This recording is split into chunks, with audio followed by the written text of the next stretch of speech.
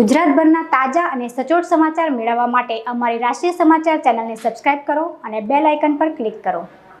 ડિંડોલી વિસ્તારમાં અસામાજિક તત્વો બેફામ બન્યા હોય તેવું લાગી રહ્યું છે। સામાન્ય બોલાચાલીમાં જોતજોતામાં ચપ્પુ કાઢીને ફેરવી દીધું હતું।